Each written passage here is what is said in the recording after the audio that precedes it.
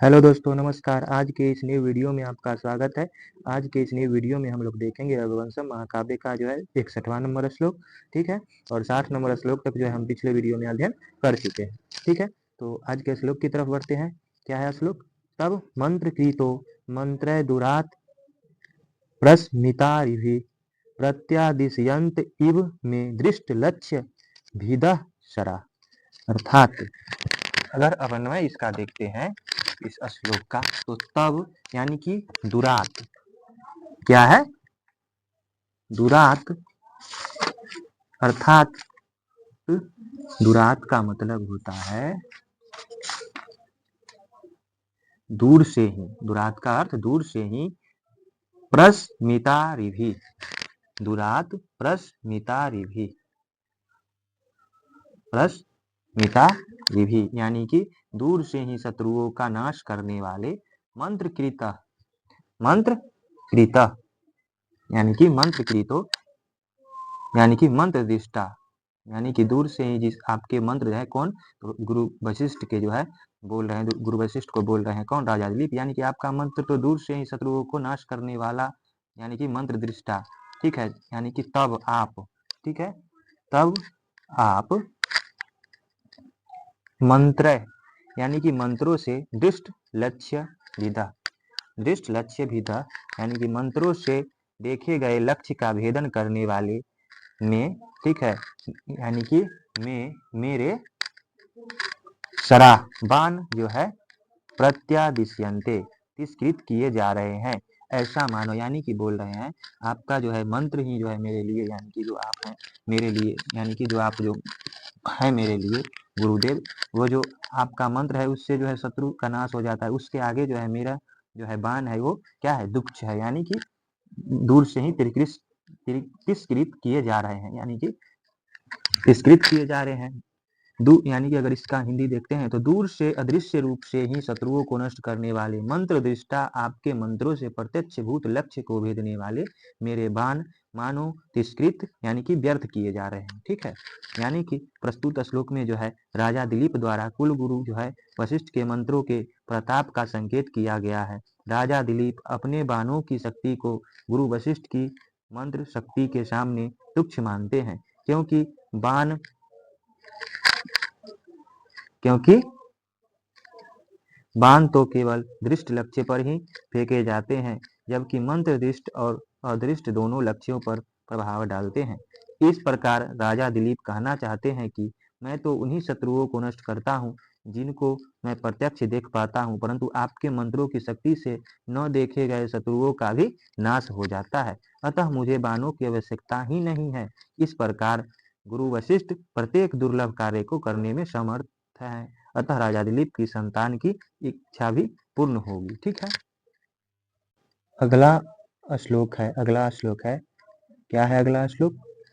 तो हवि आवर्जितम होतस्त्वया विधिवद अग्निषु वृष्टिर्भवति सस्यानाम अवग्र विशोषिनाम। अर्थात अगर इसका अन्वय देखते हैं तो क्या है, हे होता यानी कि किसका होता कौन है, तो अग्नि, हे अग्नि यानी कि होता हे अग्नि, हे अग्निहोत्रम हवन करने वाले, त्वया यानी कि आपके द्वारा, विधिवत यानी कि शास्त्रोक्त विधि से, अग्निशु यानी कि अग्नि में, आवार्जितम यानी कि दी गई हवि, ठीक है, आहुति, अवग्र विशोषी नाम यानी कि वर्षा के अभाव में सुख रहे, सस्या नाम यानी कि अनाजों के लिए, वृष्टि जो है यानी कि वर्षा होती है, ठीक है। अर्थात हे हवन करने वाले गुरुदेव, कौन, तो अग्नि के हवन करने वाले गुरुदेव गुरु वशिष्ठ, आपके द्वारा विधि पूर्वक अग्नि में दी गई आहुति अनावृष्टि से सूख रहे अनाजों के लिए जो है वर्षा होती है, जिससे आप यज्ञ करते हैं तो यह इंद्र भगवान प्रसन्न होकर वर्षा देते हैं। राजा दिलीप अपने जो है गुरु वशिष्ठ की महिमा को मंडित करते हुए संकेत देते हैं कि गुरु वशिष्ठ यज्ञ करते हैं और परिणाम स्वरूप जो है राज्य को जो है वृष्टि प्राप्त होती है, अर्थात वर्षा जो है प्राप्त होता है। अतः वशिष्ठ के द्वारा हवन आदि के कार्य से अथवा यज्ञ आदि के फलस्वरूप ही अनावृष्टि की स्थिति में वृष्टि के द्वारा धान्य आदि तथा वृक्षादि फलों की रक्षा होती है। श्लोक 26 में बताए गए राजा दिलीप और इंद्र द्वारा संपत्ति के आदान प्रदान से दोनों लोगों का पोषण प्रस्तुत यानी कि श्लोक में स्पष्ट होता है। इसी विषय में भगवान मनु ने कहा है, क्या कहा है भगवान मनु ने? तो अग्नौ दत्ताहुति और सम्यगादित्य मुपष्टितिष्ठते आदित्य अज्जायते वृष्टि वृष्टिर वृष्टे रत्नम यानी कि ततः प्रजा। ठीक है, इसी को जो है भगवान यानी कि मनु ने बतलाए हैं। अर्थात अग्नि में विधि पूर्वक दी गई आहुति सूर्य के पास पहुंचती है, तब सूर्य से वृष्टि होती है, वृष्टि से अन्न और अन्न से जो है प्रयोजन उत्पन्न होते हैं। अतः प्रस्तुत श्लोक में यज्ञादि के कार्यों से अनावृष्टि की संभावना को नगण्य मानने का अभिप्राय प्रतीत होता है। ठीक है, इस श्लोक में हम लोग देखें। अगला श्लोक है पुरुषायुष जीविन्वयो निरातंक यानी कि निरातंक निरीतय यनमदया प्रजा सदस्य हेतु त्वद ब्रह्म वर्चसम। अर्थात अगर अन्वय देखते हैं तो मदया अर्थात मदया प्रजा ठीक है, मदया प्रजा यानी कि मेरी प्रजा पुरुषायुष जीवन यानी कि पुरुष की आयु 100 वर्षों तक जीने वाली है, निरात अंका निर्भय ठीक है, और निरीतया अतिवृष्टि आदि से मुक्त जो है, तस्य उसका त्वद ब्रह्म वर्चसम आपका व्रत अध्ययन की समृद्धि हेतु कारण है। यानी कि उसका कारण क्या है? मेरी प्रजा जो ऐसे है उसका कारण आपका जो है व्रत अध्ययन की समृद्धि कारण है। ठीक है, अर्थात मेरी प्रजाएं 100 वर्ष तक जीने वाली निर्भय अतिवृष्टि आदि स्थितियों से रहित जो है, उनका कारण आपका चरित्र और अध्ययन की समृद्धि है। प्रस्तुत श्लोक में राजा दिलीप कुल गुरु के महात्म यानी कि महात्म्य को बताते हैं कि उनके राज्य में प्रजा को किसी भी प्रकार का जो है आतंक नहीं होता, किसी की अकाल मृत्यु नहीं होती, अपितु प्रत्येक व्यक्ति 100 वर्ष की आयु तक स्वस्थ रूपेण जो है जीवन यापन करता है। श्रुति में एक पुरुष की आयु 100 वर्ष मानी गई है, यानी कि शतायुर्वै पुरुष। इसके अतिरिक्त उन्हें किसी आपदा का भी भय नहीं रहता। कामंडक की नीति में 6 प्रकार की युक्तियों का जो है वर्णन किया गया है। ठीक है, और ये सब किसके कारण हो रहा है? किस कारण? तो गुरुदेव के जो है वर्त प्रताप यानी कि वर्त अध्ययन की समृद्धि के कारण हो रहा है। ठीक है, कितने हैं इर्तियां? तो जो है 6 प्रकार की इर्तियां यानी कि 6 प्रकार की इर्तियां मानी गई है। ठीक है, अगला श्लोक है तब एवं चिंतयमानस्य गुरुना ब्रह्म योनिना शानुबंधा कथम न यस्यु संपदो में निरापद। अर्थात इसका अगर अन्वय देखते हैं तो ब्रह्म योनिना अर्थात ब्रह्मा के पुत्र गुरुना, आचार्य कौन? क्या यानी कि आप ब्रह्मा के पुत्र गुरुनान यानी कि ब्रह्मा के पुत्र आचार्य आप वशिष्ठ के द्वारा यानी कि वशिष्ठ के द्वारा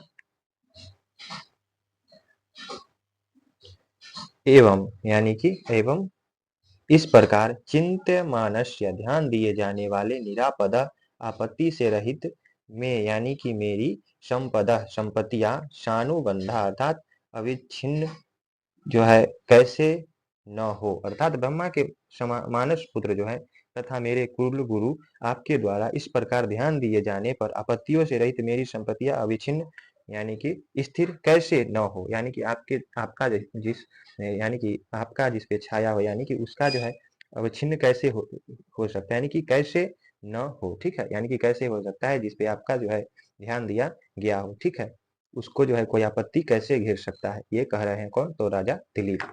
यानी कि कुल गुरु वशिष्ठ के प्रति श्रद्धा का जो है ज्ञापन करते हुए राजा दिलीप कहते हैं, क्या कहते हैं राजा दिलीप? कि ब्रह्मा के मानस पुत्र और मेरे कुलगुरु वशिष्ठ जैसे तेजस्वी तपस्वी जब राज्य की रक्षा करने में तत्पर है तो किसी भी प्रकार की आपत्ति का आना आश्चर्यकारी है, और आपत्तियों से रहित संपत्ति स्वतः वृद्धि को प्राप्त करती है। ठीक है, यानी कि इसमें जो है राजा दिलीप द्वारा जो है गुरु वशिष्ठ के जो है उनका जो है श्रद्धा का ज्ञापन करते हुए राजा दिलीप ये सब बोल रहे हैं। ठीक है, यानी कि क्या बोल रहे हैं, ब्रह्मा के मानस पुत्र तथा मेरे कुलगुरु आपके द्वारा इस प्रकार ध्यान दिए जाने पर आपत्ति से रहित मेरी संपत्तियां अवच्छिन्न स्थिर यानी कि कैसे न हो। अगला श्लोक है, किंतु वध्वाम तब ऐस्यताम अदृष्ट सदृश्य पर्जम न मामवती स्वदीपा रत्न शूर यानी कि रत्न शूपी मेदिनी। अर्थात किंतु यानी कि वन में देखते हैं अगर, तो किंतु यानी कि आपके प्रकोप के कारण तो मेरे प्रजा पर कोई विपत्ति नहीं आती है, हम लोग कुशल रहते हैं। किंतु यानी कि किंतु जो है तब यानी कि परंतु आपकी एस्य यानी कि एतस्याम इस वध यानी कि वध्वाम यानी कि वध्वाम बधु कौन, तो सुदक्षिणा में जो है अदृष्ट यानी कि अदृष्ट सदृश्य परजम यानी कि अपने समान पुत्र को न देखने वाले जो है मम यानी कि मुझ दिलीप को जो है क्या, तो स्वदीपा सातों दीपों वाली रत्न रत्नों को पैदा करने वाली जो है मेरे राज्य में जो है सातों रत्नों को पैदा करने वाली मेदिनी पृथ्वी भी न जो है अवती यानी कि प्रसन्न नहीं कर पाती। पृथ्वी में तो सभी प्रकार की यानी कि पूरा पृथ्वी का राजा हूं मैं, यहाँ तो पृथ्वी पूरा मेरा है, सभी प्रकार का रत्न भी मेरा है। लेकिन हमको क्या चाहिए, अपने समान पुत्र को न देखने वाले के न देखे देखने वाले यानी कि मुझ दिलीप को जो है ये सब जो है प्रसन्न नहीं कर पा रहा है। ठीक है, यानी कि क्या प्रसन्न नहीं कर पा रहा है, तो ये पृथ्वी में जितना भी रत्न छुपा है। ठीक है, यानी कि कहा जा रहा है यहाँ पे, परंतु आपको इस वधु दक्षिणा में अपने समान पुत्र को न देखने वाले मुझको सातों दीपों वाली और रत्नों को पैदा करने वाली पृथ्वी भी प्रसन्न नहीं कर पाती है। प्रस्तुत श्लोक में राजा दिलीप अपने यानी कि राजा दिलीप ने अपने आश्रम में आने का कारण बताया है कि यद्यपि मेरे शासन के अधीन इस पृथ्वी में अनेक रत्न उत्पन्न होते हैं, तथापि मेरा मन अत्यंत दुखी है, क्योंकि पुत्र रत्न को सभी रत्नों में श्रेष्ठ कहा गया है और वही रत्न राजा को प्राप्त नहीं है। अतः संतान के न होने के कारण अनेकों प्रकार का सुख और वैभव राजा के लिए व्यर्थ है। इसके अतिरिक्त 3 ऋण में एक ऋण पितृ ऋण से मुक्ति का कारण भी पुत्र ही की जो है उत्पत्ति ही है, और वंश को जो है आगे बढ़ाने वाला भी पुत्र ही होता है। इन सभी कारणों से दुखी होकर राजा आश्रम में संतान प्राप्ति की कामना से जो है आया है। ठीक है, तो आज के वीडियो में इतना ही दोस्तों, मिलते हैं अगले वीडियो में। अगर वीडियो अच्छा लगता है तो लाइक कर दीजिए, सब्सक्राइब कर दीजिए और अपने दोस्तों के साथ शेयर कर दीजिए। नमस्कार।